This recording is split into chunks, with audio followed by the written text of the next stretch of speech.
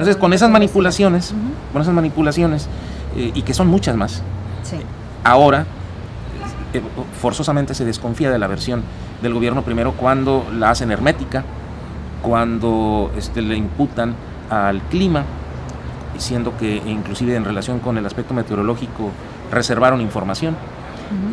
De hecho, en la primera aparición que hace el presidente de la República, Felipe Calderón, con respecto al accidente, menciona: me han comentado que hubo problemas en el clima. O sea, de alguna manera se está induciendo algo que todavía no se había investigado en la mente de la gente, como haciendo creer efectivamente que fue cuestión del clima.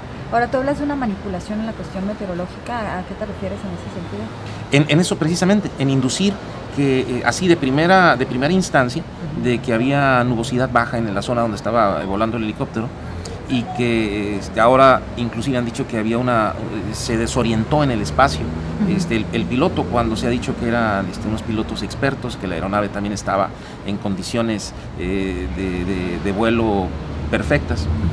Entonces inducen o deslizan la nubosidad, pero reservan la información.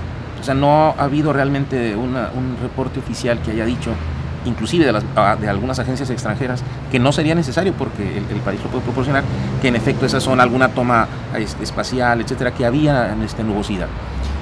Hay quienes dicen, y esto vale la pena el paréntesis, hay quienes dicen que hay que evitar caer en la cuestión sospechosa de andar elucubrando teorías, pero esto no es sospechar, esto es simplemente una exigencia de verdad que reclama el ciudadano después de un hecho similar acontecido hace 3 años, particularmente en el caso nuestro de 3 baja californianos, tijuanenses en específico, distinguidos, jóvenes, padres de familia. Entonces es un hecho muy lamentable, y si a nivel nacional se reclama, igual se reclamaba en el caso de Muriño, saber la verdad.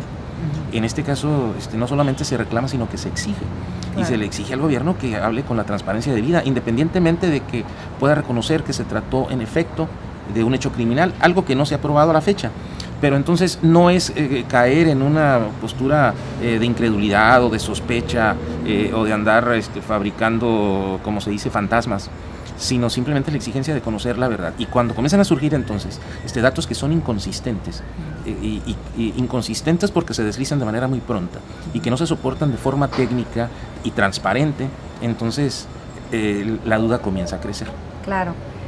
Y bueno, lo que tú decías, lejos de buscar crear un ambiente de desconfianza, pues es en realidad nada más cuestionarse, porque sí le viene a pegar al corazón de los tijuanenses, claro, a quienes convivimos con Francisco Bley, con Alfredo, con esta chica Jaute, y que realmente los conoces desde secundaria, desde la preparatoria, etcétera. Sí hay también algo de un poco sentimentalismo al respecto, a la vez que, bueno, pues están asesinando, si acaso fuera comprobada la teoría de la conspiración, pues a tu secretario de Gobernación. Aquí valdría la pena, yo creo, hablar y regresarnos un poquito a las coincidencias. Se dijo en el primero que no hubo pericia de los pilotos, se dice lo mismo ya ahorita. No, ahora se dice que los pilotos eran expertos, pero con una gran diferencia. En aquella ocasión, cuando Muriño, los pilotos eran civiles, eran subcontratados por una agencia que no era de gobierno. Sí. Entonces a ellos les imputaron la falta de pericia, no obstante que uno tenía 15,000 horas de vuelo y otro tenía alrededor de 6,000. Entonces se fueron preponderantemente por la impericia, pues porque no eran empleados de gobierno o servidores públicos. Claro. Y en el caso de ahora se trataba, bueno, además en el otro era un avión, sí, de la flota del gobierno federal, pero no era un avión militar. En aquel entonces se dijo que al avión inclusive le había faltado mantenimiento, etcétera, para tratar de irse por esa ruta que no era determinante para demostrar un accidente o un desplome intencional. Así es. En este caso es una aeronave militar. El gobierno ha dicho que la aeronave está en perfecto estado. Exacto. Los pilotos eran integrantes del ejército mexicano, tenían toda la pericia, es lo que han dicho, entonces se descartan esas cosas. Pero sin embargo, si saben estos pilotos que por lo general hay neblina, no una neblina que pudiera ocasionar un accidente, sino una neblina natural que hay en esa zona. Si uno, para hacer realmente una investigación, no una investigación policíaca, sino una investigación criminalística, tienes que partir de los indicios con los que cuentas y con ciertas similitudes de eventos pasados, que es precisamente el de la caída. Claro. Entonces, cuando analizas, por ejemplo, la zona de impacto, donde se desploma el helicóptero, y que tiene un recorrido en la tierra de aproximadamente 150 o 200 metros, te das cuenta que esa es una coincidencia similar en el desplome del avión de Muriño. O sea, solo que la única diferencia es que aquí cae en tierra y se desliza, y allá en el de Muriño cae en el corazón de la ciudad y se desliza por una avenida pavimentada, arrollando vehículos, personas, etcétera. Pero el desplazamiento, las características del impacto en superficie son prácticamente similares. En el caso de Muriño, el avión cayó prácticamente de manera vertical. Aquí se ha dicho que el helicóptero golpeó de un costado y fue rodando. O sea, no hay elementos suficientes, salvo quienes están o han podido estar presentes en la zona de investigación absolutamente reservada, para poder determinar exactamente cuál fue esa mecánica del impacto y los hechos inmediatamente posteriores. Y la gran diferencia que hay, como para que pueda un ciudadano común acceder a una zona de investigación, en el caso de Muriño fue una zona urbana, que inmediatamente vio urgencia de despejarla, y bueno, quedaron muchos indicios por ahí que fueron susceptibles de observarse, y ahora es en una zona rural, que está a cierta distancia en carretera, luego a cierta distancia caminando, y reservada absolutamente por el ejército.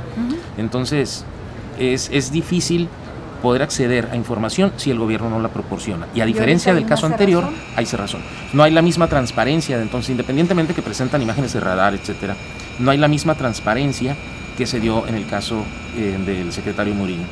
Y bueno, yo lo he dicho en varias ocasiones, gracias a esa transparencia que tuvo el gobierno federal en aquel asunto, fue como en mi caso yo pude ir detectando esas fallas de la investigación o de la información oficial, e ir obteniendo elementos que me permitieron demostrar que la teoría de una caída accidental era falsa, cuando lo cierto es que es un avión que fue derribado.